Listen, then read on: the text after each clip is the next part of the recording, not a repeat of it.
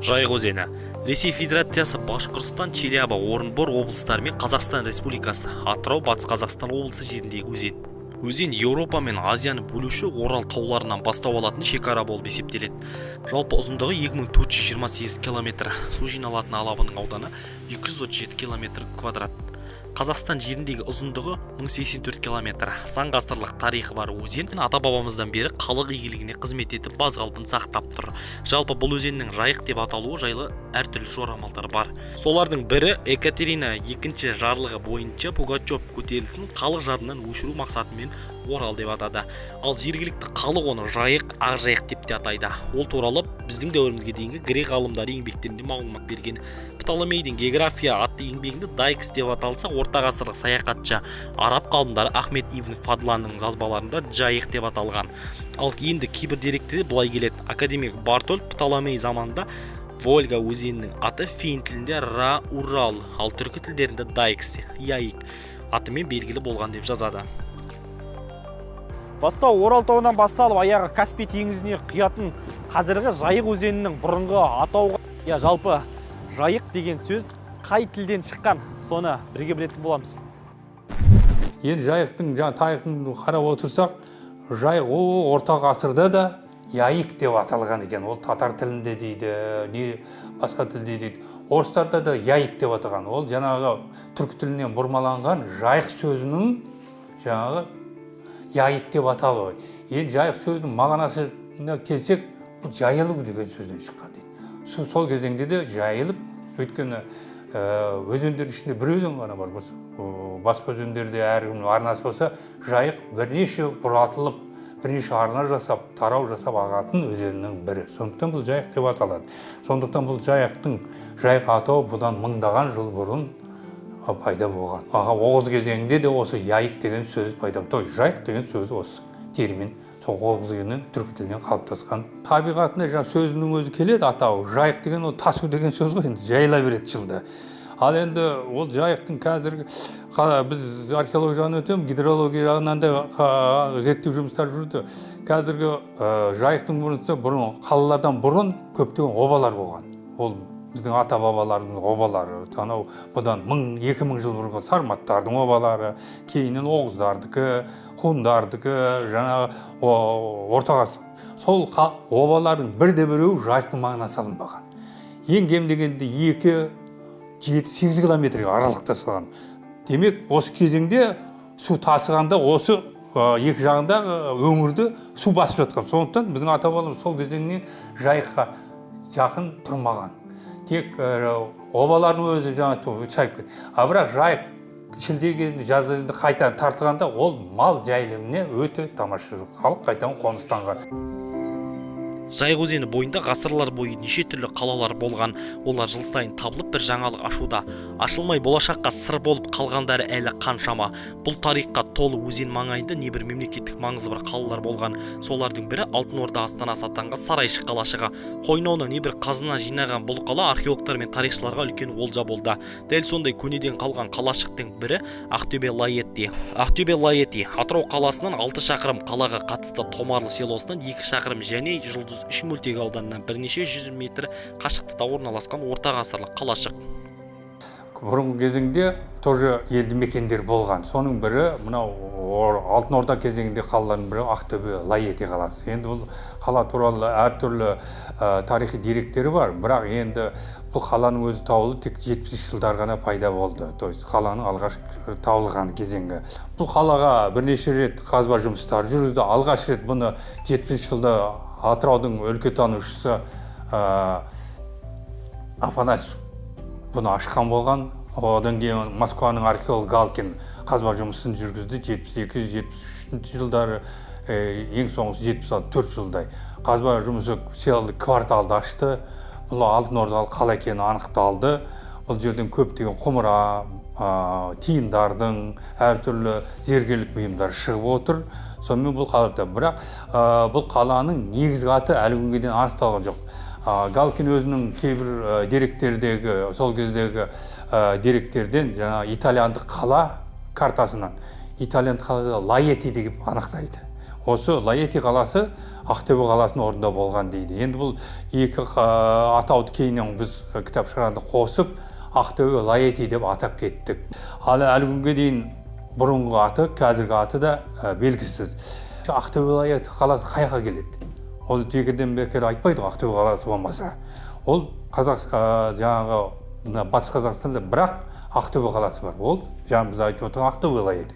Сондықтан бұл Ақтөбе қаласы туралы қазақтың ақындары жаңа шежірешіде білген.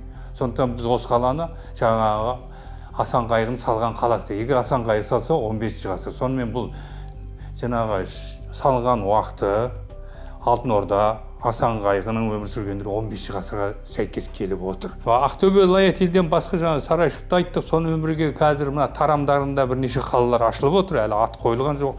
Сонымен бірге жаңа бізге Тасоба деген мекенді аштық тоже Алтын Орданың кезеңі. Бірақ әлі толық жайықтың екі жағындағы тарихы зерттелген жоқ. Ол үшін жүйелі түрде мына Ақтөбе сарайшығы қаржы бөлінсеп, әлі де көптеген мекендер, қалалардың орны ашылуы мүмкін. Өйткені Оралдың өзінде соңғы 10 жылдықта 4 қала ашылып отыр. Тура біздің Ақтөбе сарайшығы сияқты. Жайық өзенінің қай уақытта пайда болған жөнінде тарихи, археологиялық деректемелерді білдік. Енді қарт жайық жөнінде ертеден бізге жеткен қандай аңыз әңгімелері бар? Бұл табиғаттың киесі жоқ деп айтуға болмайды. Табиғат ол өзі, ода Құдайдың жаратқан құбылысы, ол киесі ештеңе жоқ. Бәрі де киелі. Тіпті шығып тұрған көк шөбің де киелі. Ал неге әркім үйіне қақпаның терек ексе, сол терегімен сөйлесіп, соның тамағын беріп, ас-суын беріп, асырап, сол теректі құрметтейді. Сол сияқты мынау өзен суда бұл адамның нәрі ғой, өмірдің нәрі. Олар күні бұрын айтқан, мысалы айталық 40 мыңдай жылқы біткен Бопылдық деген бай болған екен. Осы біздің Атырау облысының жерінде, Ақтөбе қыранда. Сол Бопылдыққа ақсақал қарттар келіп айтқан екен, биыл ақсирақ қоян жылы жұт болып кетуі мүмкін, өте сақ бол. Мына теңіздің жағасы қалың қоғамен қамыс, соның ішінен бір 10-15 мың жылқыңды шығындап, қора сал, пішенді сал деп айтқан екен дейді. Соны тыңдамаған Бопылдықты жылқысы қырылып қалған екен дейді. Сол қарттар ақсирақ, былтыр енді бізде ақсирақ қоян жылы ғой. Қазір бітті деп жатыр, ол қайткенмен де қояндың артқы аяғы мықты ғой. Артқы аяғы мықты. Сондықтан ол қыстың шығары ойыншық болмайды. Ол тез шықпайды, ол мықты теуіп шығады. Бүгінгі күнмен жайықты байланыстырар болсақ, бұлай араға 30-40 жыл салып қайталанып тосын мінез көрсетуін Ақмырза ақсақал бір үлкен тылсымға балады. Себебі дәл осы нөпір судың қайталап халықты мазалауы бекер емес. Бүгінде елді дүрліктіріп отырған оқиға жайық тарихында бірінші мәрте емес. Жайық өзі бір 13 немесе 26 жылда бұл бір үлкен тасуға келіп тұрады. Мысалы, менің құлағыма тигені 55 жылы мына қаланың шетінде қайықпен жүрген. Су үлкен тасу болған. Енді 41 жылы тасу болғанда тіпті малдың бәрі қарап болған. 29-30 жылы үлкен тасу болып, сонда Совет үкіметі ең бірінші рет жайықтан жырып канал шығарған. Оның қаланың ішінде қалды қазір. Ізі бар. Мысалы, нан комбинаты бар ғой, соның үстімен, автобустың парктың үстіменен кететін жыра бар. Ескі жыра. Сол күндерде жасаған. Жаңа жайық тасығанда, жаңағы сай-саламенен кету керек деп солай шығарған. Ал 41 жылы енді соғыстың кезінде бірақ қарап болған, үлкен тасу болған. Ал енді 93-те алатын болсақ, бұл жылдары мынандай қызық болды. Мен көрікпелі молда емеспін, бірақ маған сондай бір қарап отырып көзіме көрінетін болды, су қатты таситын болды, соның үстіне мынау Атырау облысының шығыс жағы түгел суға кететін болды. Оны мен сол күнде мына телевизорға айттым. Осылай болайын деп жатыр. Мен көрікпелі қолыма ұстап отырған телевизор ештеңем жоқ, бірақ солай болады. Екінші айтқан мына Құрманғазы жағы, бұлардың сағанағы суға кетпейді деп. соңында сояқтан бір басшылар келіп маған осы мен шығыс жақтан Қызылқоғадан келіп біреулер интервью алды. Қалай болады деп. Қатты тасиды дедім.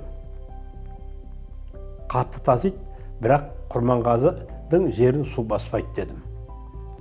Ал енді мына шығыс жақ, енді Мақаттан Әрмен қарай енді өздеріңе белгілі, оғындегі тасу дейтін қатты тасу болды.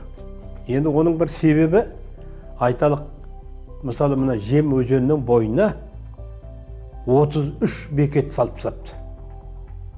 Енді табиғат өзің, орыс тілінде де бар ғой, водоход найдет деген. Өзің жолды салып алған, оны алып беріп бекітіп, жеке меншікке айналдырып алу дейтін, ол табиғат бағынбайды ғой. Адамдардың жасаған кесірлігінің салдарынан биыл мысалы Құлсары суға кетті.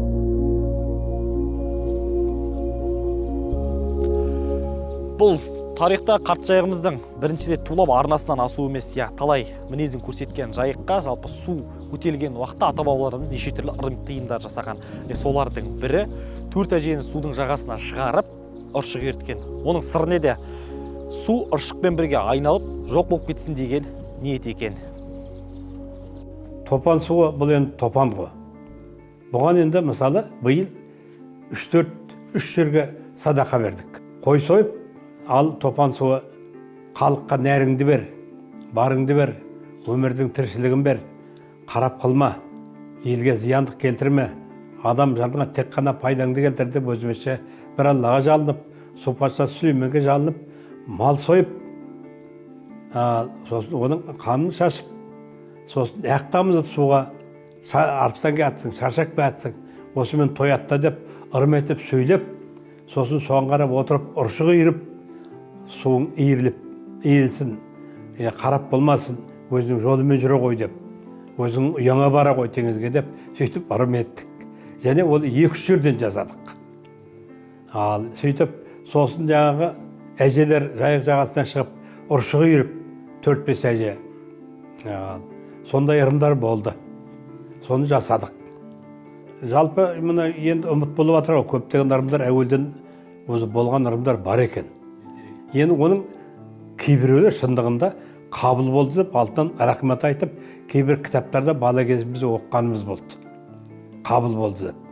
Жаңа соның ішінде судың жағасында топан судың алдынан шығып, ұршығы үйіру, орамал жаю, суға дәм тастау, мен тояттай ғой, қарның ашық бәтір екен, ашуланып бәтір екенсің, ашуың баса ғой деп, кәдімгі адамша сөйлесіп, әр ниетпенен сондай ізеттік көрсетіп, құрмет көрсетеді екен. Сонда адамға зиян келтірмейді екен дейді. Шымкентте Бадам деген өзен тасыған екен. Соған өзен тасып кеткенде адамы өткел бермей, кейде адамға зиян келтіреді екен малға жанға. Сонда Майлықожа деген ақын айтқан екен дейді. Дегенде бадам кедей барасың бұл қожаңды адам демей, шілденің май қайнатқан ыстығында жатар қимылдауға шаман келмей деп. Август айларында кеуіп қалып, орнына шөп шығып, жұрт содан шөп шауып екен. Тасып біткенде адамды қарақ қылып бір адам суға кеткен екен. Қорытындылап айтар болсақ, Өрөзен жайық жаратылысынан тылсым, сырға құр емес екені барлығымызға хақ. Себебі бұған мынадай дәлел келтіре аламыз. Бұл қасиетті жайық өзені бойында Қыз Жібек балалық шағын өткізген. Осы өзенді өтіп төлеген Қыз Жібекке келген. Тарихтан белгілі өзен суына Махамбет пен Исатай әскері аттарын суарған, жайық үшін алысып жан беріскен. Ел азаттығы үшін осы өзенді талай малтып кешіп жүріп соғысқаны белгілі. Осы өзеннің жағасында адамзат тарихындағы ең дарынды қолбасшылардың бірі Сұлтан Бейбарыс дүниеге келген. Осы өзеннің бойына сіңген нәрімен Сұлтан Бейбарыс бүкіл ислам әлемінің моңғол және крест шапқыншылығына сақтап қалған. Байдалы түгіл басқайғы заманда Мұстафа Шоқай да осы өзеннің бойымен шетел асқан. Айта берсе көп. Осынау жайығымыздың киелі екеніне дәл осындай дәлелдерден кейін шүбә келтіру ағаттық болатын шығар. Дәл осы қарт жайық жағасын қоныстанған халқына мінезін көрсетпей, еш туламай жай ағысымен жүре берсе, нұр үстіне нұр. Бізде жайығымызды таза ұстап, құрмет көрсетуіміз қажет. Сонда ғана халықтың жағдайы жайық секілді таза, өмір ағысы кең болары анық.